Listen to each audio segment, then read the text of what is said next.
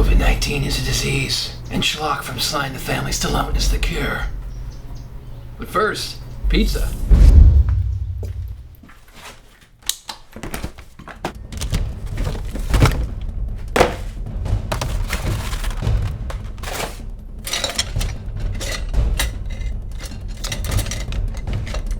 So the Alamo Drafthouse that I've hosted is doing a series right now called Sylvester Stallone, of course in honor of Sly and the Family Stallone, his whole filmography. And I was thinking, I've only done Driven, which is a horrible movie. So I need to do a good Sly film. Not just a good Sly film, a Stallone Cold Classic. You know what I'm talking about, Cobra. Maybe the most 80s of all 80s movies, sit next to Roadhouse. It's the film where Sly had a script full of ideas, so he licensed a book that he then decided, hey, why don't we re-release it? You know, one of those now a major motion picture type deals, except I'll have my name on there as co-author. For some reason, the author turned down this generous offer, but thankfully Cobra turned out just like he did. As Sly himself put it, it's what happens when Bruce Springsteen gets a gun, that mix of rock and roll and drama, but of course, being Canon Films and Warner Brothers together, all the drama got cut out. So it's just left at 87 minutes of pure action awesome over here in my 8 carton. I got that gloriously remastered Shout Factory release of Cobra that I spent way too much money on. We're digital celluloid whores, and they know what we want. So grab your ketchup with a side of fries, and let's go all in for Cobra. During the filming of The Expendables, Stone Cold Steve Austin, you wrestling fans know what I'm talking about, Mr. Texas Rattlesnake Stone Cold Stunner himself, said that in the world of alpha dogs, there is one number one guy, and his name is Sylvester Stallone. Because during the filming of The Expendables, Mr. Rocky Rambo himself, Sly and the Family Stallone, kept telling Austin to bring it in the fight scenes, bring it harder, bring it faster. And of course, what happens?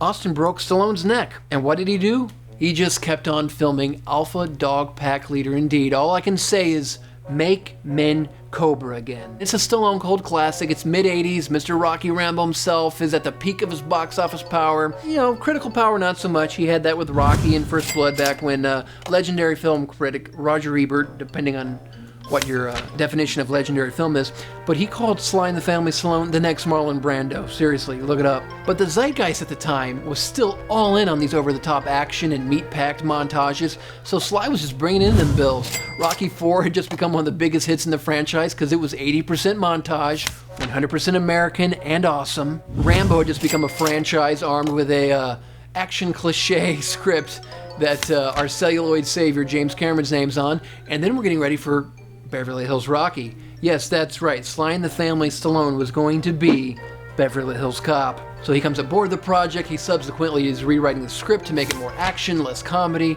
and he, gets released from the project as a result. So Sly goes off and options a book called Fair Game to make a new project, but it's really just an excuse for him to use large chunks of the screenplay he wrote for Beverly Hills Rambo. Speaking of Rambo, he brings along Rambo 2 director George P. Cosmatos. Now, Cosmatos had made some Italian and British films before coming over to America, where he found his niche as a real actor's director. And what I mean by that is he basically let the actors direct. These creatively driven, powerful actors like Snake Earp himself, Kurt Russell, and Sly and the Family Stallone would ghost direct the films. All the handwritten notes that the director would deliver to, say, the DP would be in Sly's handwriting. And he'd meet with these main actors the night before, and they'd go over dailies, and Kurt Russell would give him the shot list for Tombstone, or Sly would give him the shot list for Cobra. It gave these guys a true director in their pocket when fighting with the studio, and in fact, the technical people on Cosmatos films actually called him George P. Comatos because he was so technically inept. And that's a bit unfair. He just hired and trusted great cinematographers, fully trusting them to guide the films to look good visually. I'm not speaking ill to dead here.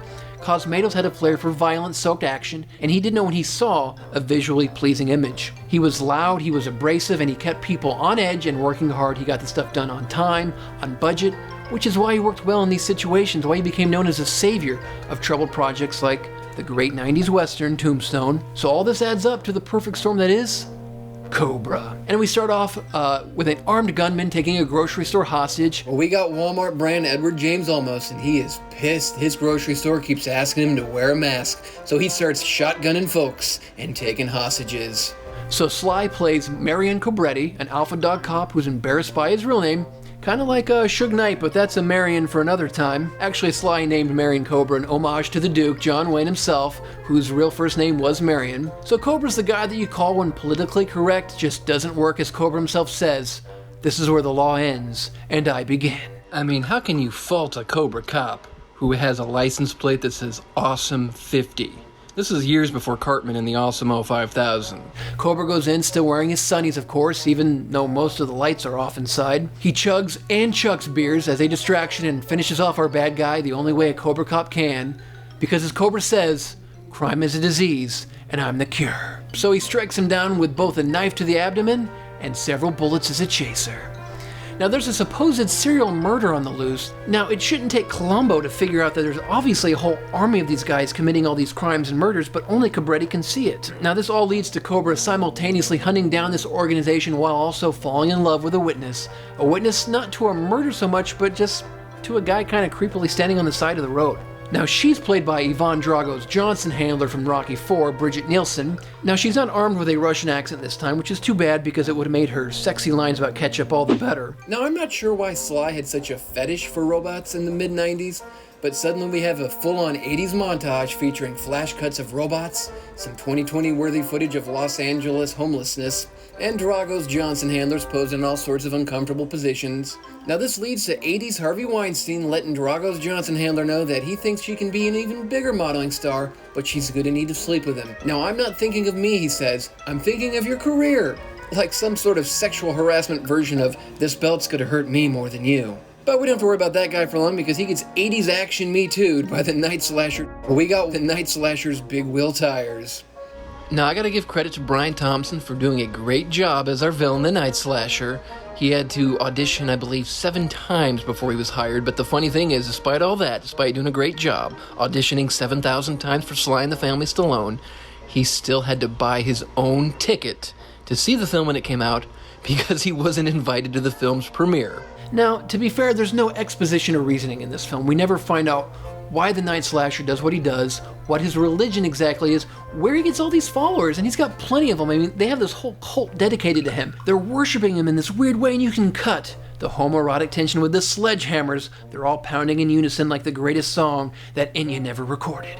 Now, one of the Night Slasher's top goons is also a cop, and also happens to look like she's wearing the mask from Tourist Trap permanently. Now, what little exposition and downtime we get is reserved for Cobra living his normal downtime, off-duty cop life. Now, if you've ever spent time in California, you know exactly what a pain parking is. You know exactly what I'm talking about. Now, Cobra gets around this by literally just driving his car into the bumper of the snot-nosed punks in front of him and pushing them out of his way.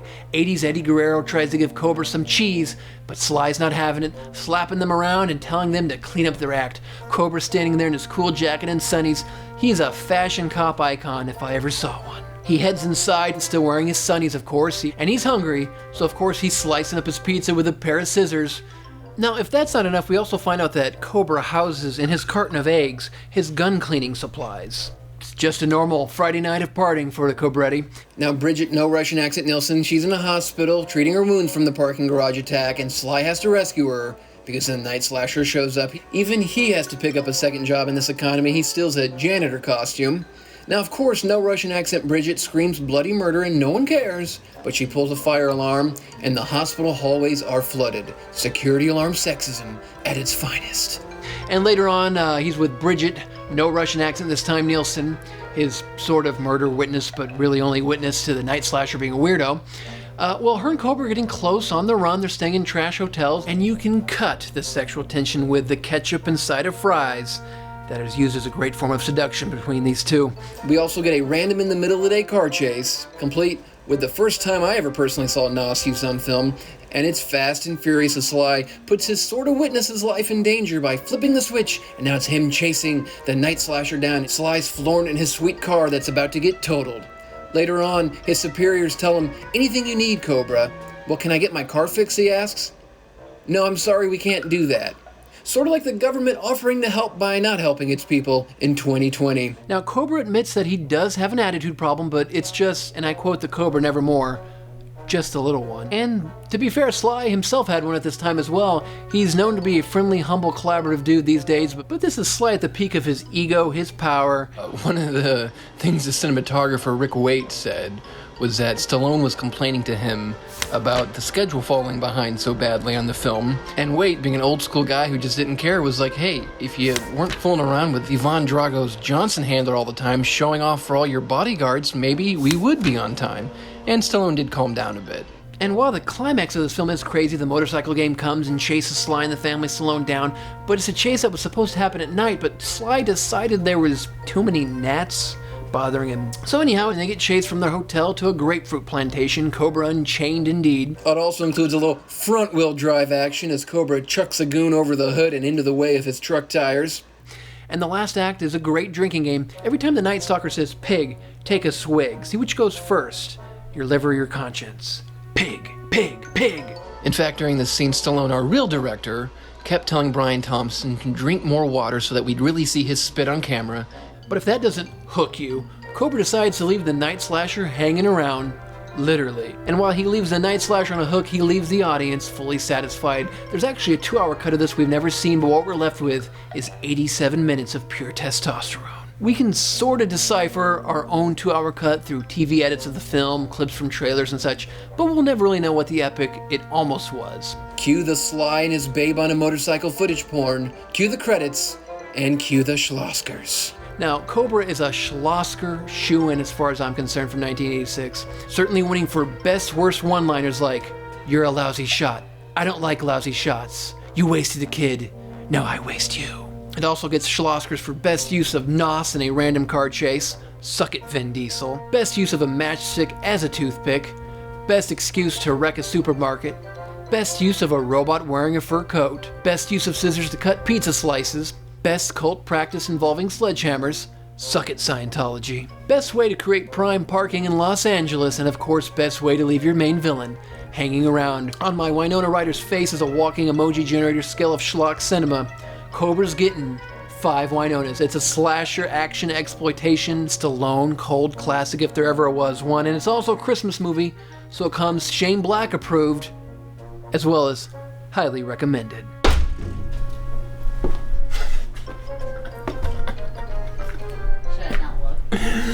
I mean, I won't look. I'm busy. Probably not. HawkSchlock,